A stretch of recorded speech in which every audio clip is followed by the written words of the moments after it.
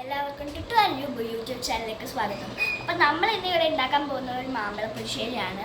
അപ്പം എല്ലാവരും വീട്ടിലുണ്ടാക്കാറുള്ളതാണ്. പിന്നെ ഞങ്ങളുടെ വീട്ടിൽ എല്ലാവർക്കും ഇത് ഭയങ്കരമായിട്ട് ഇഷ്ടമാണ്. അപ്പം എപ്പോഴും മാമ്പഴ പുളിശ്ശേരി ആയിരിക്കും ഇവിടെ ഉണ്ടാവുക. പിന്നെ ഇവിടെ നമുക്ക് കുറച്ച് നാട്ടുമാമ്പഴം കിട്ടിയിട്ടുണ്ട്.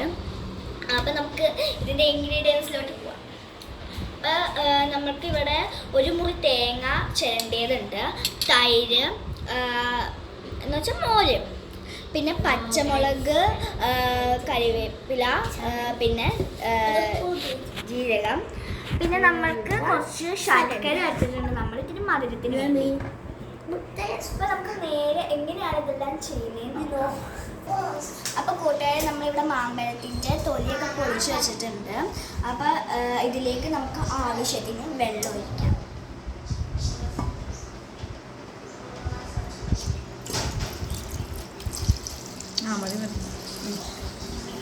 അതിനുശേഷം നമുക്ക് ഇത്തിരി ഉപ്പ് ഒഴിക്കാം. കല്ലുപ്പാണ് ഞങ്ങളിവിടെ എടുത്തിരിക്കുന്നത്.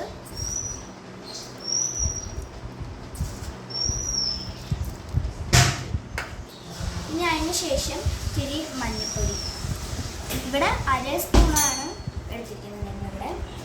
അതിന് ശേഷം ഇത്തിരി മുളക് പൊടിയാണ്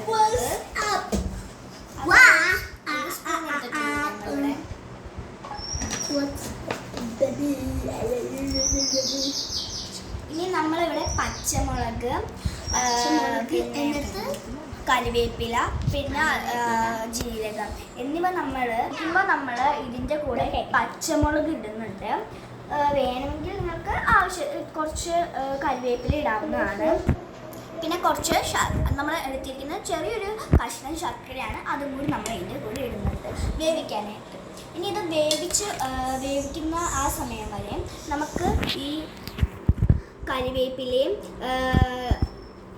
ജീരകവും നമുക്ക് ഈ